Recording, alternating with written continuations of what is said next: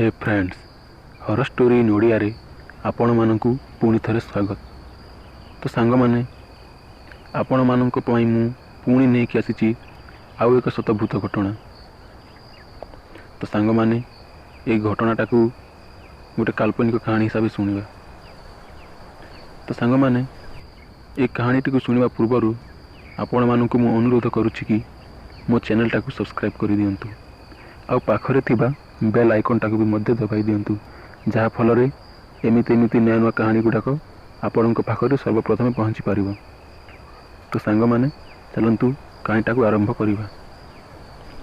मो ना राजेश आ मु जो कहानीटा आपण मानक कहबा को जाउची सेटा मो सहित घटितिला 2012 रे। तो चलंतु सांग माने से घटनाटी को गोटे काल्पनिक कहानी माध्यम रे सुनिबा। तो सांग माने कथा किछि एमिति कि 2012 रे मोर +2 फाइनल ईयर थिला आउ बोर्ड एग्जाम टाइम भी पाखे आसु थाए। तो सांग माने एग्जाम पाखे आसीबा डर रे मु टिके भलो मार्क रखिबा आशा नहीं परीक्षा हेबार 2-3 मास पूर्व ही मु कोचिंग क्लास जीवा आरंभ कर देथिली। हाँ सांग माने आपण मानक कहि देउछि कि मु आगरु केबे कोचिंग क्लास करि नथिली। ए एग्जाम डर रे ही मु कोचिंग क्लास जाउथिली आ मो कोचिंग क्लास समयटा भी संध्या 6टा रु रात 11टा जाए हुए। आ मु जो रास्ता दे कोचिंग क्लास करबा को जाउथिली से रास्ता रे सेमिति किछि डर भी मते लागु नथिला। आ डर भी एति पय मते लागु नथिला जे से रास्ता रे राति रे भी लोक माने किछि जास करंती।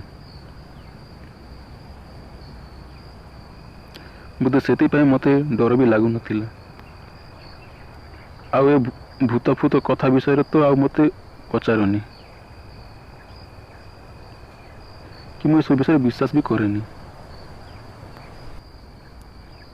किंतु से दिन राति रे मो सहित जो भयानक घटनाटा हिथिला से कथा को मु आज भी मन पकाए तो मो रोम टांकुरी उठे। हाँ सांग माने मु केबे भी भाभी नथिली जे पुणी ए रास्ता रे सेटा पुणी मो सहित एमिति किछि हेबो बोली। तो सांग माने मु आपण मानकु गोटे कथा कहबा को भूली जाइथिली जे मु जो रास्ता दे कोचिंग क्लास जाए से रास्तार किछि बाट दूर गला परे गोटे टर्निंग पॉइंटा भी अच्छी। आ से टर्निंग पॉइंट को लागी कि 2-3 हाथ दूर रे रास्ता कड़ रे गोटे बर गछटी भी अच्छी। आ से बर गछ तल साइड रे गोटे झरणाटे मध्य बहु थाए। आ मु एमिति भी सुनिछि कि से बर गछ रे गोटे डाहाणी टीए रहे। आ केबे केबे जदि से रास्ता दे किए एकुटिया जाउथिबे ताहेले से लोकटा को से डाहाणीटा बहुत हरियाण करे। तो सांग माने मु आपण मानकु आगरु भी कहिछि कि ए सब भूत फूत कि ढाणी फाणी को मु विश्वास करे नहीं बोली। आ मो सहित एमिति घटना केबे होई भी नहीं, तो विश्वास करिवार किछि कथा नहीं। तो सांग माने कथाटा किछि एमिति होइछि कि मु से दिन राति रे कोचिंग पाई बाहरी गली। आ मु जानी भी नथिली कि से दिन अमावास्या बोली। मु जेते बेले घर को फेरिली सेते बेले मु जानिली कि आज अमावास्या थिला बोली। आउ गोटे कथा मु साइकेल रे ही कोचिंग क्लास जाए। तो सांग माने जेते बेले मु कोचिंग क्लास रु घर को फेरुथिली कि किछि बाट गला परे मु देखिली से बरगछ तल रे रास्ता कढरे गोटे स्त्री लोकटा छिड़ा हिछि। मु ताको दूर रही देखिली आ भाबिली कि छाड़ को स्त्री लोकटा बोधे थिबो आ बोधे किछि काम रे ही आसीथिबो। एया भाबी मु आगो को बढ़िबा को लागिली।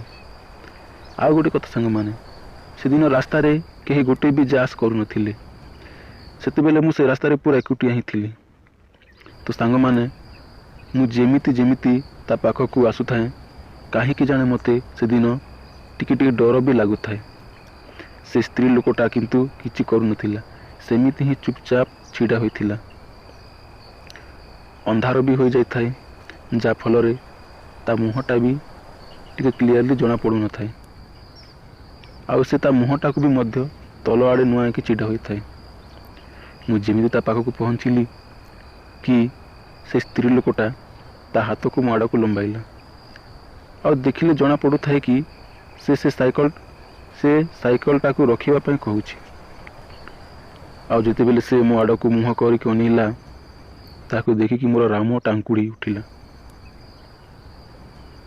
ମୁଁ ଦେଖିଲି ସେ ସ୍ତ୍ରୀ ଲୋକଟାର ଆଉ ମୁହଁ ନାହିଁ।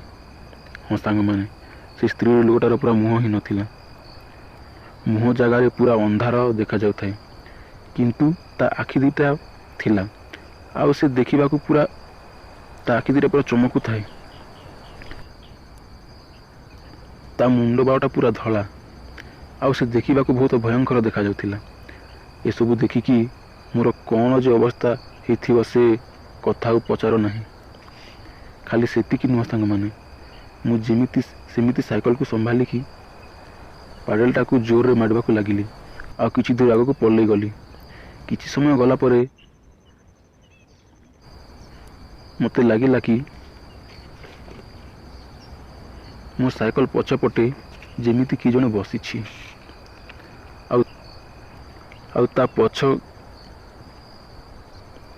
ଆଉ ମୋ ପଛ କ୍ୟାରେଲଟା ମଧ୍ୟ ଧୀରେ ଧୀରେ ଓଜନ କରିବାକୁ ଲାଗିଲା। ଆଉ ମୋତେ ଏଇଆ ବି ଲାଗୁଥାଏ କି ଯେମିତି କିଏ ଜଣେ ମୋ ପଛ ପିଠିରେ ତା ହାତ ବୁଲଉଛି। ଯେତେବେଳେ ଏସବୁ ଅନୁଭବ କଲି ସେତେବେଳେ ଆଉ ମୋର କ'ଣ ଅବସ୍ଥା ହେଇଥିଲା ସେ କଥା ଆଉ ପଚାରୁନି। ମୋ ଦେହ ପୁରା ଝାଳରେ ଭିଜି ଯାଇଥାଏ ଆଉ ମୋ ହାତ ଗୋଡ଼ ବି ମୋତେ ଥରିବାକୁ ଲାଗିଲା। ମୁଁ କେମିତି ସାଇକେଲ ମାଡ଼ୁଥାଏ ସେ କଥା ମୁଁ ନିଜେ ବି ଜାଣିନି।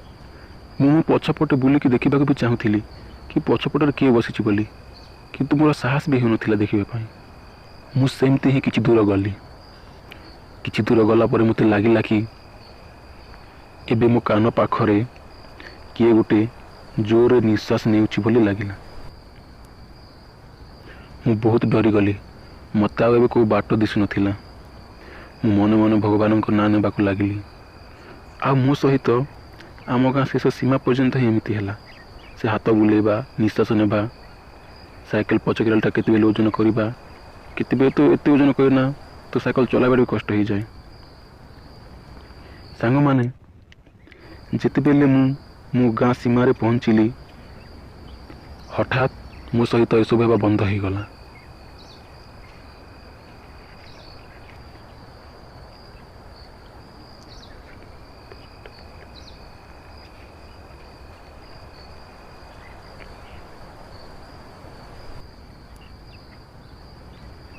ଆଉ ମୋତେ ଏମିତି ବି ଲାଗିଲା କି ଯିଏ ମୋ ସାଇକେଲ ପଛ କ୍ୟାରେଲରେ ବସିଥିଲା ଲାଗିଲା କି ସେ ହଠାତ୍ ସାଇକେଲରୁ ଓହ୍ଲେଇକି ଦୌଡ଼ି ପଳେଇଗଲା। ସାଙ୍ଗମାନେ, ଆପଣଙ୍କୁ ଗୋଟେ କଥା କହିବା ପାଇଁ ମୁଁ ପୁଣି ଭୁଲି ଯାଇଥିଲି କି ଆମ ଗାଁ ଶେଷ ସୀମାରେ ଗୋଟିଏ ଦେବୀ ମନ୍ଦିରଟା ଅଛି ଆଉ ସେଇଟା ଆମ ଗ୍ରାମ ଦେବୀ ମନ୍ଦିରଟା। ମୋତେ ତ ଲାଗେ ବୋଧେ ସେଥିପାଇଁ ସେ ଡାହାଣୀଟା କି ଯିଏ କେହି ବି ଥାଉ ସେ ମନ୍ଦିରକୁ ଦେଖି ଡରିକି ଦୌଡ଼ି ପଳେଇଗଲା। ଆଉ ବୋଧେ ସେ ମୋର ଏଥିପାଇଁ ବି କିଛି କ୍ଷତି କରିପାରିଲା ନାହିଁ, କାହିଁକି ନା ମୁଁ ମନେ ମନେ ଭଗବାନଙ୍କ ନାମ ହିଁ ନେଉଥାଏ। ଯେତେବେଳେ ମୁଁ ମୋ ଘରକୁ ପହଞ୍ଚିଲି ଘର ଲୋକେ ମୋର ଏସବୁ ଅବସ୍ଥା ଦେଖି ସମସ୍ତେ ବ୍ୟସ୍ତ ହୋଇ ପଡ଼ିଲେ ଆଉ ମୋତେ ପଚାରିଲେ କି କ'ଣ ହୋଇଥିଲା ମୋ ସହିତ। ମୁଁ ତାଙ୍କୁ ସବୁ କଥା କହିଲି ଯେଉଁଟା ମୋ ସହିତ ଘଟିଥିଲା। ଏସବୁ କଥା ଶୁଣିକି ଘର ଲୋକ ସମସ୍ତେ ପୁରା ଡରିଗଲେ ଆଉ ମୋ ମା ମଧ୍ୟ ମୋତେ ଗାଲି କଲା ଆଉ କହିଲା, ଆଜି ତ ଅମାବାସ୍ୟା, ତୁ କାହିଁକି କୋଚିଂ କରିବା ପାଇଁ ଯାଇଥିଲୁ? କିନ୍ତୁ ମୁଁ କ'ଣ ଜାଣିଥିଲି କି ଆଜି ଅମାବାସ୍ୟା ବୋଲି? ଆଉ ଏମିତି ବି ତ ମୁଁ ଏସବୁକୁ ବିଶ୍ୱାସ କରେନି। କିନ୍ତୁ ସେଦିନ ରାତିରେ ମୋ ସହିତ ଯେଉଁ ଘଟଣା ଗୁଡ଼ାକ ହେଲା ସେଦିନଠୁ ମୁଁ ଭୂତ ପ୍ରେତ ଉପରେ ବିଶ୍ୱାସ କରିବା ପାଇଁ ବାଧ୍ୟ ହେଲି। ଆଉ ସାଙ୍ଗମାନେ, ଆଉ ଗୋଟେ କଥା, ତା ପରଦିନଠୁ ମୁଁ କୋଚିଂ ଯିବା ହିଁ ବନ୍ଦ କରିଦେଲି ଆଉ ସେ ରାସ୍ତାରେ ବି ଯିବା ବନ୍ଦ କରିଦେଲି। ରାତି ତ ରାତି, ଦିନରେ ବି ମୋତେ ସେ ରାସ୍ତାରେ ଏକୁଟିଆ ଯିବାକୁ ଡର ଲାଗେ। କିନ୍ତୁ ମୁଁ ଭଗବାନଙ୍କୁ ଆଜି ବି ଧନ୍ୟବାଦ ଦିଏ କି ମୋର ସେ କିଛି କରିପାରିଲା ନାହିଁ ସେଦିନ। ତ ସାଙ୍ଗମାନେ, କାହାଣୀଟା ଆଜି ପାଇଁ ଏତିକି ଥିଲା। କାହାଣୀଟା ଆପଣଙ୍କୁ କେମିତି ଲାଗିଲା कमेंट बॉक्स रे जणांतु। आउ एमिति सब कहानी गुड़ाक शुणवाक जदि आपण मानक भल लगे ताहेले मो चैनल टाको सब्सक्राइब कर दियंतु। आउ एमिति कहानी शुणवार मजा नियंतु।